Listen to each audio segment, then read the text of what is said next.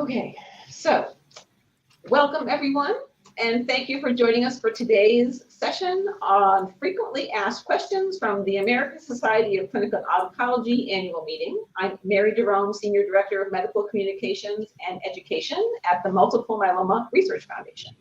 I am joined today by our good friends, Dr. Ravi Vij and Ms. Angela Vickroy from the Washington University School of Medicine in St. Louis, Missouri. And thank you so much, both of you, for joining us today. We've invited them here today to answer some of the questions that we received from patients and caregivers about the recent multiple myeloma clinical study data that was seen at this year's American Society of Clinical Oncology meeting, or ASCO. And we had an ASCO expert session with Drs. Buran and Richardson that took place on June 29th. So these are some of the frequently asked questions from that event. So let's get to your questions. So I'm going to start with you, Dr. Vij. At ASCO this year, the long-awaited results of the determination trial were presented, which tackled the question of whether patients would benefit more from having a transplant directly after induction therapy, or if it's okay for them to wait until they relapse. So, in your opinion, do the results of this study answer this question once and for all? Meaning, did the study tell us which group of patients have a better outcome? Those who do it right away, or those who decide to wait? Yeah, I think that question was not the primary question that this trial was set out to answer. And though there were some leads, I don't think that it conclusively gives us any answers to that question. What it does tell us is that patients who undergo a transplant compared to those who don't, they have a much better period of disease control, about 21 months extra compared to those that did not get a transplant. Second, what it tells us is that giving lenalidomide, if possible, till progression, rather than for a finite period of time, at the moment, is still the standard of care. In the future, if MRD-based or other test-based technology can tell us whom to abbreviate therapy in, then we may have a different answer. But for now, if possible, we should give it till time of progression. The fact is that I would say transplant still remains part of the treatment algorithm for those who can undergo it, whether done early or late. I think it usually has always been thought to provide the same benefit in terms of years of life gained. I don't think that has changed, but it does provide a greater period of disease control. Whom to do a transplant early versus late, I think is more dependent on patient social factors, patient's preferences. As transplanters, we do usually recommend early transplant because the duration of benefit does matter. If you get a long period in this trial, more than 5 years, 5.5 years, without need for any treatment, that leads to better quality of life, both physically and mentally. Some people have talked about using MRD as a decision-making point to decide whether to do an early transplant or not. I think that is not a question that this trial conclusively answered, though it did tell us that if you got to MRD negativity, your outcomes were fairly similar with transplant versus standard of care therapy. Okay, so now as a follow-up question to that, what can you tell us that this study showed for patients who have high-risk multiple myeloma in this scenario? Sure. So the thing is that once again, the study did show that patients with high-risk disease did have benefit with transplant. In fact, the benefit was fairly substantial, with patients who underwent a transplant having about a 4+ year period of disease control compared to only about 18 months for those who did not.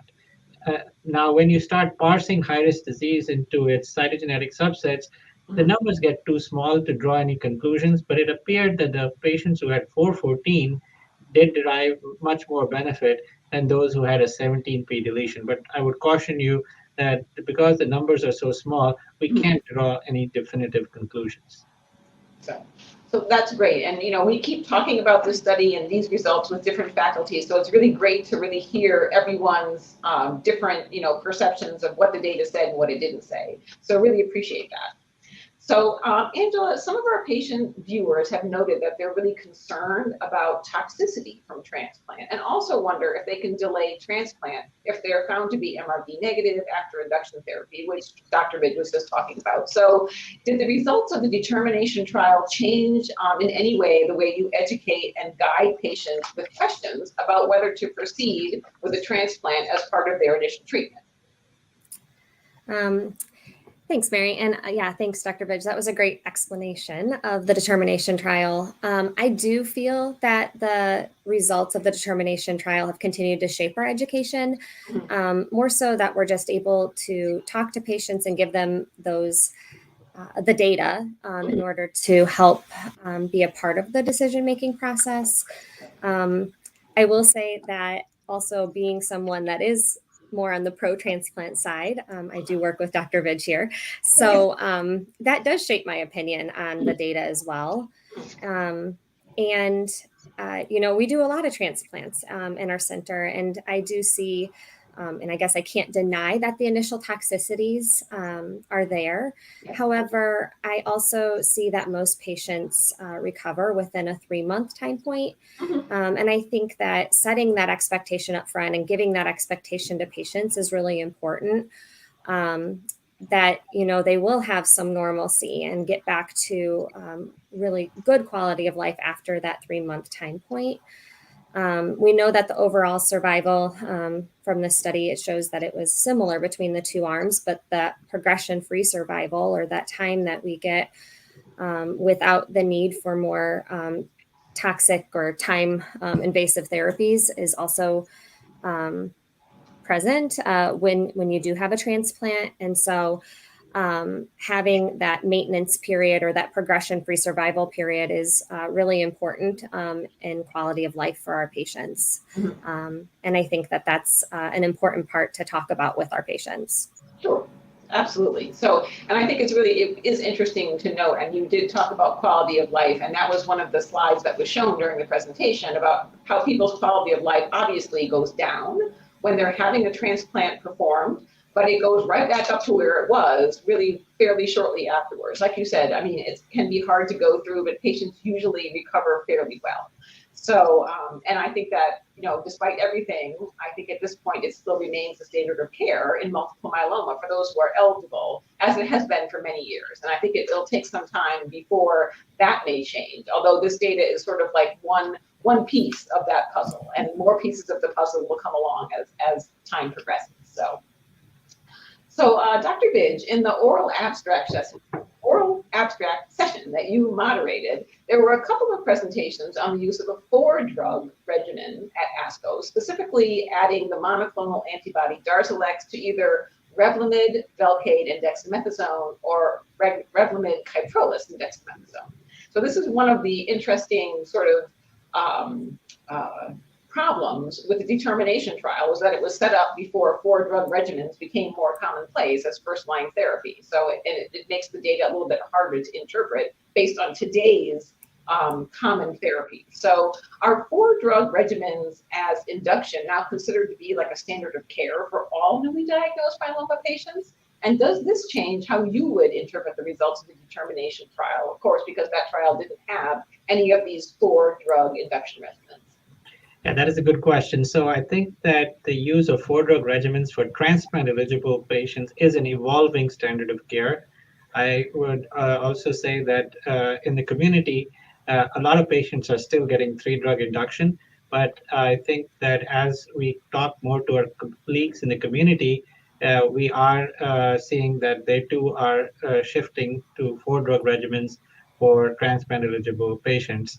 The use of 4-drug regimens is driven, as you said, by data that is early, but from a number of trials now, right from the Griffin study of Revlimid, Velcade, Decadron with daratumumab, to other trials that have been combining Kyprolis, Revlimid, Decadron with daratumumab, the MASTER study, and there have been some French data that was presented at the meeting as well. There is data also from other studies that seems to suggest that the depth of response, the number of patients achieving a complete remission, those achieving MRD negative remission, are much higher when you're using 4-drug regimens in conjunction with transplant.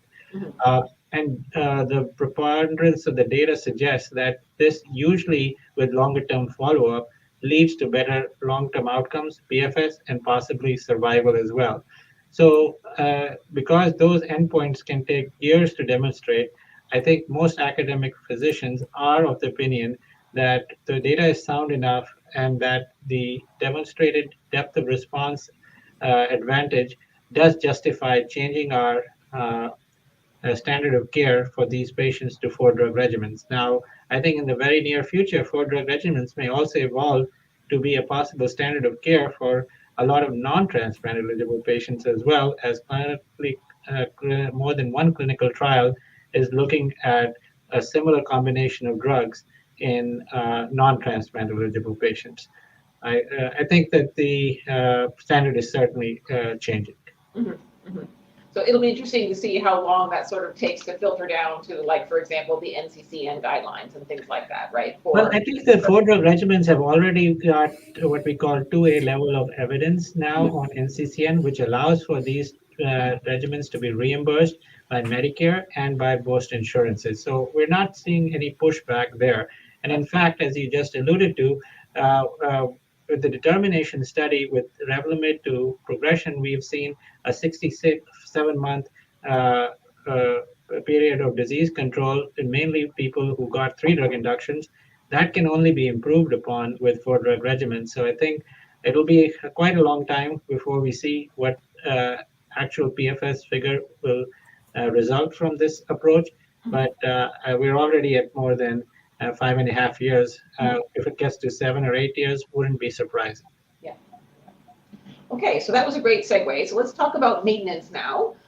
So there was a study presented at ASCO called the ATLAS study that looked at the use of maintenance therapy with either a triplet regimen of Kyprolis, Revlimid, and dexamethasone, or a single agent maintenance in just Revlimid, which is really much more common.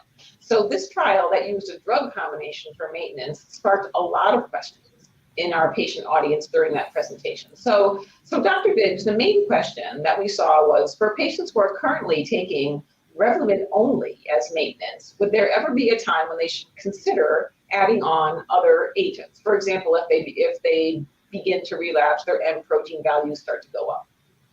Yeah, that's a good question. So the ATLAS study was certainly something that we saw the first data from at the ASCO meeting. This was a Polish study built on data that was initially generated by Dr. Jakubowiak through the Multiple Myeloma Research Consortium. And we had taken part in some of those initial studies of KRD. This is obviously building upon that and adding daratumumab to the mix, and then in maintenance, keeping the Kyprolis going like was done in the earlier studies. So with the use of more than lenalidomide for maintenance, we're already doing that. For patients who have high-risk disease, using a proteasome inhibitor, most people, I think, still use bortezomib or Velcade in that scenario. And so that is something that I think could potentially be bettered by the use of Kyprolis, but the fact is that it is a drug that has to be given intravenously as a somewhat more inconvenient schedule. That's why I think adoption of that has been somewhat limited. Plus, it is often not reimbursed by insurance. However, I think that the data was very encouraging. And for certain select patients, especially with high-risk disease or patients who have substantial disease burden post-transplant, haven't achieved a certain level of response like a VGPR, it is perfectly rational, I think, to do so, to give them more than one drug in maintenance. Which of the maintenance combination strategies is going to be best? It remains an open question because we have trials that are looking at even daratumumab in combination with lenalidomide as maintenance. But I must say that the data for high-risk disease, proteasome inhibitors certainly seem to be a better class of drugs for those patients. Yeah, there seemed like there were a lot of presentations around Kyprolis in various stages of treatment at this ASCO, which was interesting. So, so Angela, many patients struggle with side effects from Revlimid maintenance therapy, and considering maintenance has to be taken almost indefinitely, basically until relapse. What can you suggest to help patients with their quality of life while they're on maintenance? And also, many patients ask and are concerned about whether reducing the dose of Revlimid in order to reduce any side effects they might be having might cause them to relapse faster. So what can you tell us about those two things? Yeah, that's a very frequent question that I receive from patients post-transplant, receiving maintenance therapy. I think as with any treatment, the most important thing patients can do is to discuss their side effects with their care team. We really can't do anything about what we don't know about. And there are options and ways to improve overall quality of life while on maintenance therapy. There are medications and interventions to help with symptoms, such as Revlimid-induced diarrhea or chemotherapy-induced neutropenia, peripheral neuropathy, lifestyle modifications for fatigue. All of these things can be addressed, and we can make alterations in their maintenance regimen in order to help it be more tolerated. But we have to know about their symptoms in order to make that happen effectively, right? Yeah. Yeah. I will say that, dose reductions based on side effects are often necessary. And I agree, dose reductions are really scary or concerning for our patients due to the fear that their myeloma may come back if they aren't given the original recommended dose. And I do empathize with patients regarding this. However, the data is showing that, Revlimid is an important part of our treatment. And I believe that some maintenance is better than no maintenance. And so I educate patients that dose reductions allow us to keep them on therapy. Whereas if we didn't dose reduce, that may require a patient to come completely off of therapy. So, and considering the fact that we were just talking about some patients who are on more than one drug during maintenance, based on their degree of risk or how well they may have responded to their transplant. Would you expect a patient who was on multiple drugs for a long period of time during maintenance, that would increase their risk of side effects? It may be early days to really discuss that, but. Yeah, but as Dr. Vij said, we are often giving dual maintenance therapy to many of our patients that have high risk disease. And I think that anytime you add an additional drug, there is the risk for additional side effects. Additional agents could either change the side effect profile or even enhance the current effects of Revlimid. In particular, I would say that I am most concerned with a patient's counts and monitoring those counts closely because also the risk of infection related to those counts. And those risks with additional agents are higher. And so I think that is a concern and something that has to be monitored closely. Okay, so let's move on now to talk about some CAR T-cell therapies and bispecific antibodies that were talked about quite frequently at ASCO as well. So there were several updates on CAR T-cell therapies and bispecific antibodies. Dr. Vij, what can you tell us about the investigational CAR T-cell therapies discussed at the meeting? What are these other agents that were discussed but are not yet approved? And what should patients be aware of regarding them? And is there any new data presented on the two CAR Ts that were already approved, Abecma and Carvykti? Okay, there's a lot of questions in there. So the thing is that as far as the new data goes, I think that we have been hearing about a number of CAR T products in development over the years. And ASCO, there was certainly more data on some of the ones that had already been presented, and some data was there for the first time. The targets for CAR T therapy, the autologous CAR Ts, predominantly remains BCMA. We have been seeing several companies that are trying to improve upon the results of BCMA-based treatments. One group is looking at trying to use humanized CAR T to reduce the possible rejection of CAR Ts by the body. So again, the data from that trial showed close to 100% response rate, which is what Carvykti actually also has been showing. I can't say it is at the moment shown superiority to that data set, but the data is very preliminary and we'll have to follow it on a longer time span. We've also seen data from a Chinese group that was looking at adding another target to BCMA in the same CAR T to try to have greater efficacy by going after two antigens on the cancer cell. Once again, very impressive results with close to 100% response rates. The other thing about that CAR T construct was the time to production of the CAR T was cut down substantially. The commercialized CAR Ts, what we call the vein to vein time from time of collection of T cells to the infusion of T cells or the CAR T cells, is often close to a month, sometimes even longer if there are production problems. With this, they were attempting to cut it down to a week.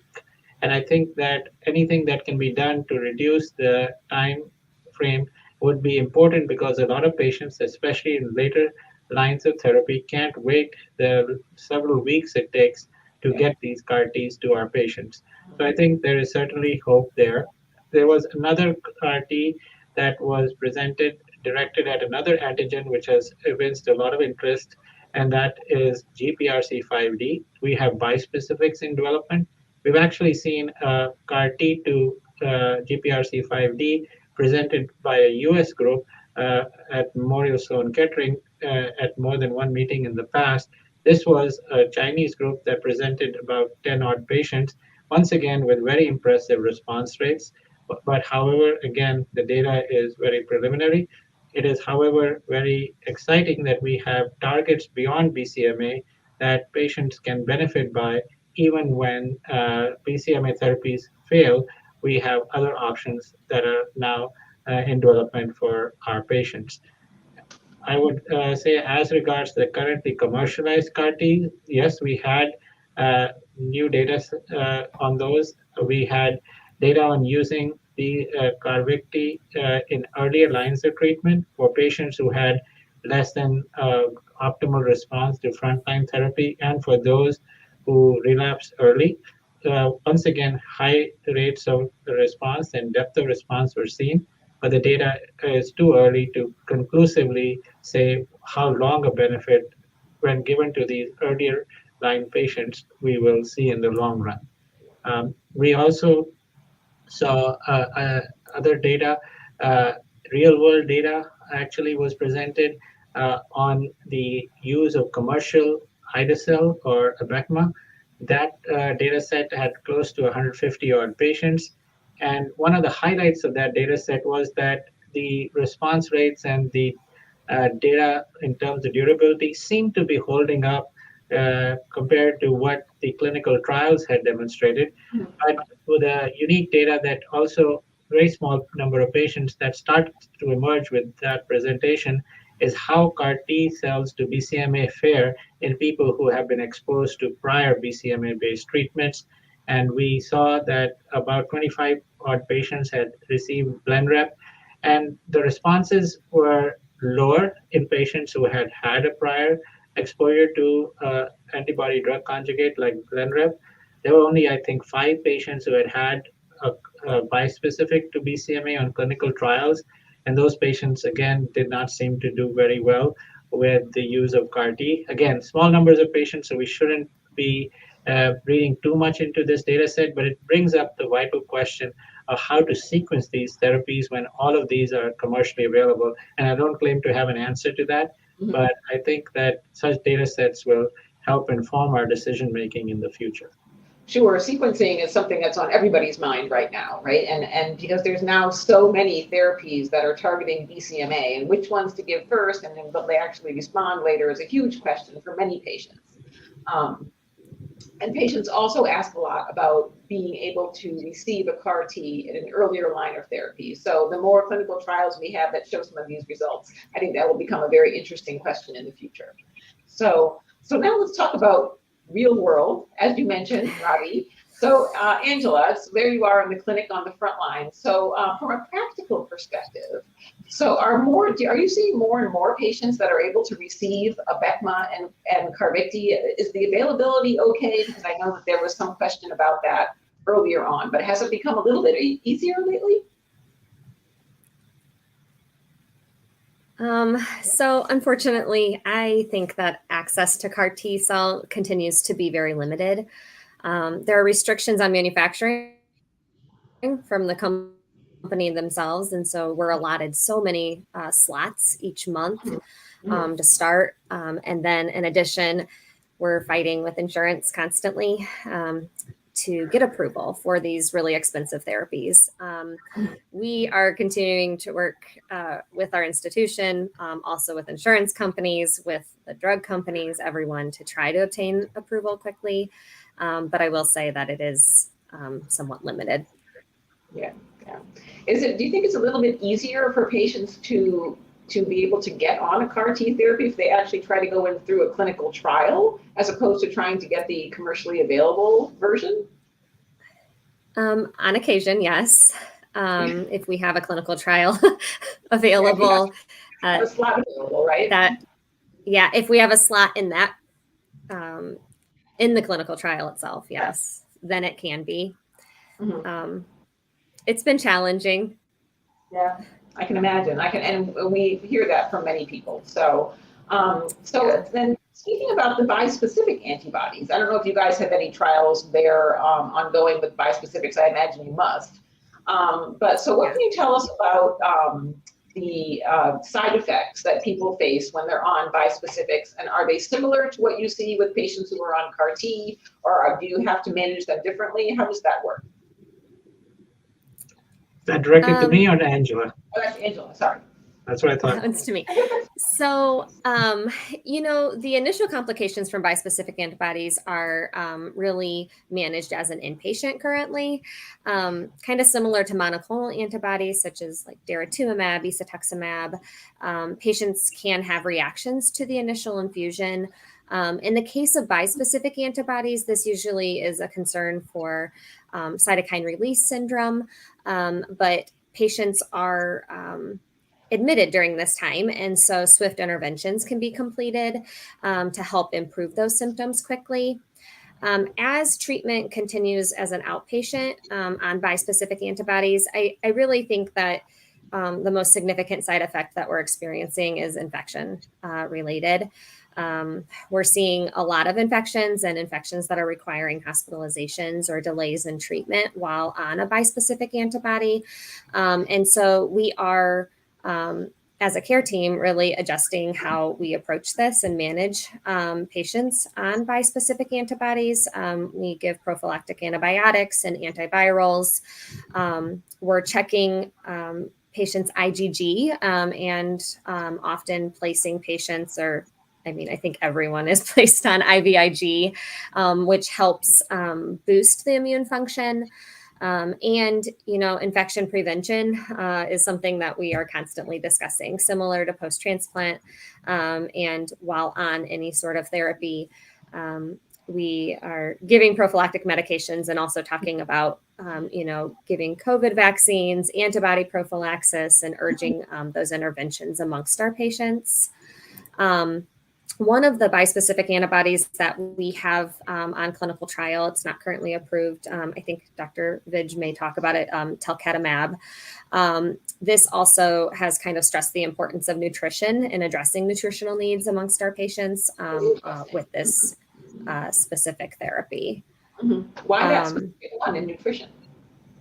Yeah, patients have a side effect where they have difficulty eating, that taste is off. It's called dyschezia, and it can cause patients to really need a focus on nutritional care in order to help them through the therapy. Are there any other, and I think, specific side effects for talquetamab? Something having to do with like skin and nail toxicity? Is that? Is it talquetamab that has that? Yeah, talquetamab also has that. Those I have not seen as much of that as I have with the decreased taste issue, although I don't believe that has been seen or mentioned a lot in the Yeah, I haven't, that's the data. first time I've heard of it actually, but I would imagine that it may be relatively common on people in these types of therapies that they just don't feel like eating, so. Yeah, and just in this one specifically, I feel like we've seen that we need to be very focused on their nutritional needs.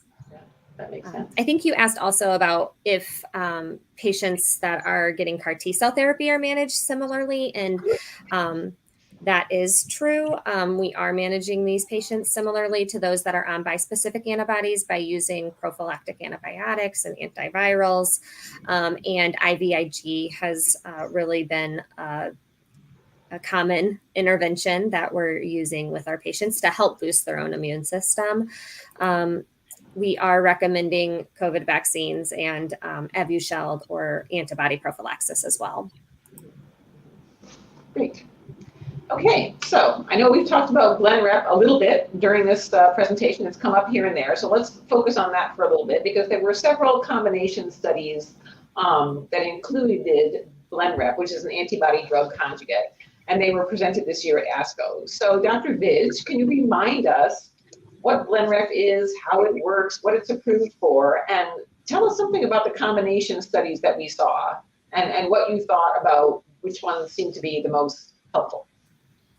Yeah, so the thing is that as far as Blenrep goes, it is a drug that's been on the market for now nearly a year and a half or longer. And it is a drug that certainly has got activity in patients who are triple class refractory, who have failed or whose disease has progressed on proteasome inhibitors, immunomodulatory drugs, and CD38 antibodies. Roughly about 25 to 30% of patients have responded as a single agent. The downside of the drug has been the ocular toxicity, which is keratitis, and that leads to, in some patients, blurring of vision. The good thing is that it is always transient and can be restored by holding or dose reducing the drug.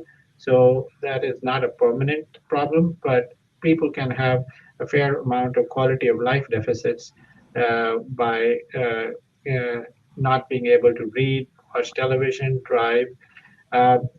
We have made several attempts in clinical trials to reduce the toxicity. Several of them are ongoing. Giving the drug less frequently may help, perhaps. We'll have to see. But one of the reasons to go into combinations has been also both to increase the efficacy and to potentially reduce the toxicity by lowering the dose of the drug to reduce toxicity, but making up for the efficacy by a combination therapy approach. So in that regard, yes, there have been several trials that have been presented at this meeting and even at earlier meetings, combining Blenrep with a variety of different molecules. The one that got press at this meeting that was presented for the first time was using it in combination with GSI, which is a gamma secretase inhibitor. That is theoretically likely to improve the efficacy because it reduces the chances that the BCMA molecule on the cancer cell breaks off from the cancer cell and goes into circulation. So by keeping more of the target on the cancer cell, you can be potentially more efficacious. And by doing so, hopefully you can reduce the dose of the Blenrep to a lower dose than is currently used as a single agent. What we saw was, yes, we were able to, with the lower dose, reduce the toxicity. So that in some way was a successful experience. But it also, with reduction of toxicity, seemed to reduce the efficacy and didn't seem to be any more effective than single agent Blenrep. So going forward, there is hope that adding a third drug to that combination may provide the efficacy boost and the lower toxicity that has been seen with the combination because Blenrep dose has been reduced may be an advantage. Other combinations of Blenrep that have been studied are combinations with immunomodulatory drugs. The Algonquin study, which has been presented before, combined it with pomalidomide with very encouraging results, up to 90% plus response rates in a highly refractory population. We saw data in combination with lenalidomide at this meeting, which was also very encouraging. There are other combinations that have been studied in combination with berdazimer. We have seen some preliminary data of that combination. There was a data set combining Blenrep with pembrolizumab, which is a drug that is not approved for myeloma but is used extensively in solid tumors. That data set, again, I can't say conclusively, was something that is going to lead to the combination potentially becoming clinically utilized in the future. But as you indicated, there are several of these combinations that are being explored with Blenrep to hopefully provide greater efficacy and some to actually reduce the toxicity. I guess we have to face it. Most people don't take just one drug in myeloma. There's always a combination of something, unless you're on a CAR T. So that's why people like them. Yes. So Angela, what should patients know about the ocular toxicity that's associated with Blenrep as it's currently used as a single agent? So Dr. Vij kind of touched on this. So ocular toxicity is very common. And I think one thing patients really should be aware of is that they will have lots of visits with ophthalmology. And so setting that expectation right away is important. Patients have to see ophthalmology before each cycle. The cycles are traditionally should be given every 3 weeks. And so that's an additional visit to the institution for the ophthalmology appointment. We, as Dr. Vij kind of mentioned, have given this at, less frequent intervals due to the side effect of ocular toxicity. And I think something patients should be aware of is that they should expect holds or delays in therapy due to the toxicity because it is so common. But despite those holds and delays, oftentimes patients can sustain their response if they are able to go back to get another dose. So that is somewhat encouraging, although we'll probably need a combination, as you just discussed. Yeah, we'll see. Time will tell. Yes. Okay, so let's backtrack just a little. So I wanted to go back to the bispecifics. And Dr. Vij, we did have a number of talks on the 3 main bispecifics that are in trials right now: teclistamab, elranatamab, and talquetamab. So what are the differences between these agents? And what can you tell us about if and when any of these are going to be approved? Sure. So the thing is that bispecifics are, I think, a very exciting group of drugs and are at the moment highly talked about. Bispecifics target, again, more than one different kind of protein on the cancer cell. The vast majority of the bispecifics, nearly 6, are being used to target BCMA, the same antigen on the cancer cell that Blenrep and the currently commercialized CAR Ts target. In that regard, data was presented on teclistamab, which showed, like all the other bispecifics to BCMA, approximately 2/3 or greater of patients responding, about 1/3 of patients achieving a complete response in a highly refractory population. To put that in context, a few years ago, if we could get that kind of response in patients who had newly diagnosed myeloma, we would have been happy. Here we're talking about people who've been through nearly 10 years of therapy, often having the same response. So this is really exciting. The data also seems to suggest that these responses can be long-lived. We don't have mature data, but data from the teclistamab experience suggested nearly a year and a half that patients are not progressing on an average for that duration. So that, I think, is the first data set we've had on a bispecific regarding durability. And a subset of those patients had already CAR T cells, and some of them had Blenrep. And though the responses were a little bit lower, they still were fairly respectable and durable for patients who got BCMA-directed bispecific teclistamab after having had prior exposure to a BCMA-based treatment. There are others in development. The drug that we just talked about, teclistamab, if all goes well, may be FDA approved as early as August this year, which will be very exciting for our patients. The other one, elrantamab, that you mentioned, is also directed to BCMA. That one has not yet received FDA, hasn't even, I think, been filed yet. So we don't know when it will come. I hope that it will be available sometime next year. All of these BCMA-directed therapies, the bispecifics namely, have fairly similar response rates. They have fairly similar toxicity profiles. As Angela said, they have to, at the moment, be given in the hospital for the first few doses when CRS occurs, but we will have to see post-marketing whether that requirement persists.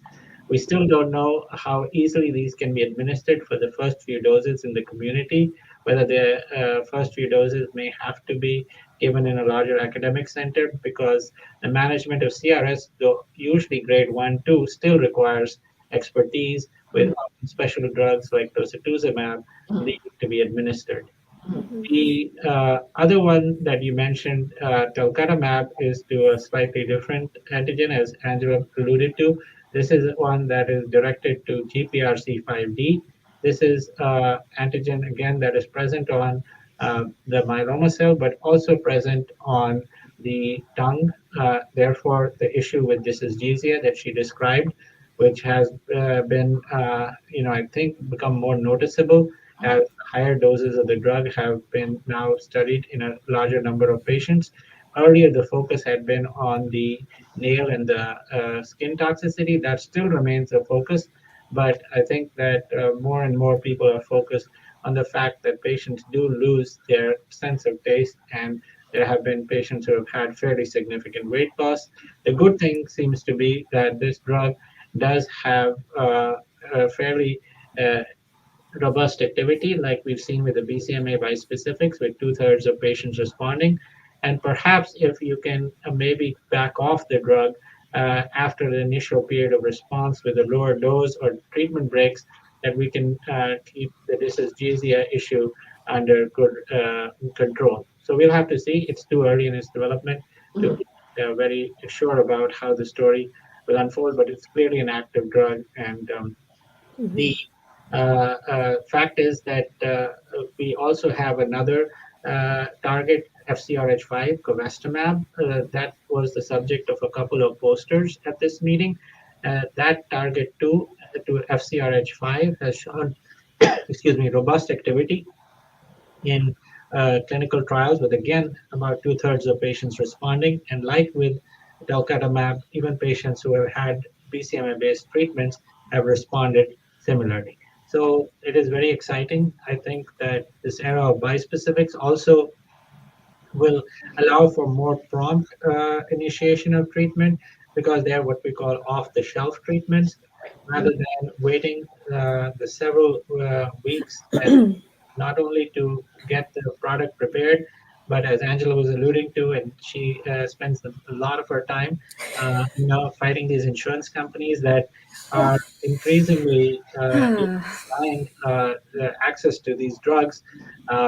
It's kind of sad, but I think this, because of the cost, there are greater barriers that are being put up by insurance carriers to be able to access these drugs.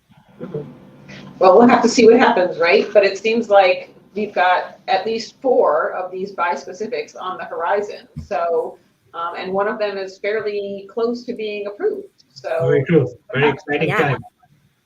So that'll be very exciting. Very exciting, I think, for all of us and for patients as well. Be a whole new era of multiple myeloma treatment with these agents. Quite interesting. Okay, so I'm going to move on to our concluding thoughts. And my final question to you both is, what will you be doing differently, if anything, based on what you've heard from the data that was presented at ASCO this year? And what study data will you be basically hanging on the edge of your seat to see when we all go to the International Myeloma Society meeting at the end of August? Dr. Vij, I'll let you answer first. Well, I think that as far as what we'll be doing different, I think we will be certainly,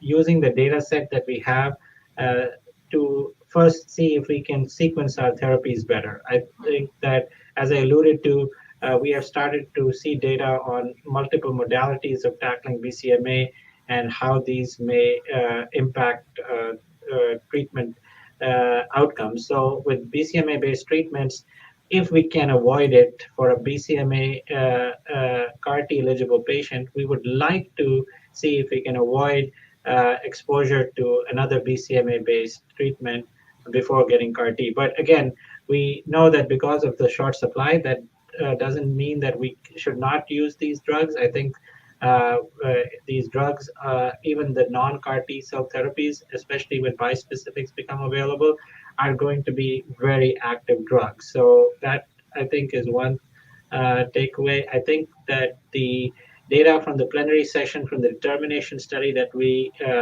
discussed will once again reaffirm that transplant is part of the treatment paradigm, but I think that certainly in certain patients, delaying it till first progression may be an acceptable alternative if there are mitigating factors that prevent you from exercising it during your first line of therapy.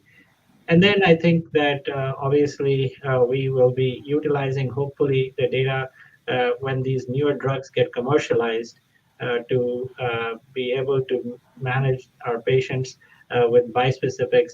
And perhaps just a few weeks' time, we'll be utilizing this data in patient management. What are we going to be waiting to see in the International Myeloma Society? I think that the International Myeloma Society Forum is a very exciting forum where not only emphasis on clinical data, which ASCO is mainly focused on, but also we see a lot of discussion on the science of myeloma, why certain drugs work, why they don't work. There is, I think, going to be a robust discussion of new mechanisms of resistance and hence hopefully newer ways to overcome resistance. The meeting is something that will, I think, not perhaps have anything that we haven't known before, but we will have, I think, updates on some of the abstracts that we have, and the meeting, will give us longer-term follow-up on some of these studies that we have seen before. So it's going to be an exciting meeting, and I think we'll be looking forward to it in a few weeks' time. Yes, agree. I'm looking forward to it myself. Angela, what can you tell us about if your day-to-day has changed from what you've heard coming out of ASCO? I think, as always, I usually come away from these meetings and the data from this meeting or these meetings with a lot of hope. I'm definitely the more touchy-feely in the practice, and I think anything that I can help educate and give more education towards my patients regarding the outcomes of the trials, or hope for future trials and future treatments that are soon to be available. I think that's really important. And so I definitely think that I'll be using a lot of this data and having a lot of these discussions, as I already have in clinic. As for what I'm excited about in the future, I won't be at the meeting. However, I am excited to see some more data and hopefully more about bispecific antibodies, because I think that they are very exciting and going to be huge game changers in our patients, along with hopefully more access to CAR-T as well. That would be nice. That would be nice. Yes. So we'll see. We'll see. So I think that the hope that we can impart to myeloma patients with all of these new therapies that are either already approved or becoming approved is something that we hear again and again over the past couple of years in this community. So it's really a great thing to see all these, amazing new developments and some of these new therapies that have just so much activity, much more as single agents than we've ever seen before. So it's really, it's never a good time to be a myeloma patient, but it's better to be one now than, 25 years ago, that's for sure. So you certainly have the field has come together to really offer much better survival for patients than was previously seen. So I think that we can leave with that thought, and it's great that you guys are doing all this work. Thank you so much for your work on behalf of our patients. Thank you for joining me today. I really appreciate you having you on this session. I'd like to thank everyone else in our audience for joining us today and taking time out of your day to watch this. And it will be posted on our YouTube channel for folks who want to maybe look at it again or refer it to their family members. So we're recording it and it will be posted on our YouTube channel. So tune in there. Finally, I'd like to thank our sponsors for this event: Adaptive Biotechnologies, Bristol Myers Squibb, Genentech, GSK, Janssen, Carrier Farm, and Takeda. If you have any additional questions about what you heard today, please don't hesitate to call our MMRF Patient Navigation Center at 1-888-841-6673. Thank you so much and enjoy the rest of your day. Thank you very much. Thank you.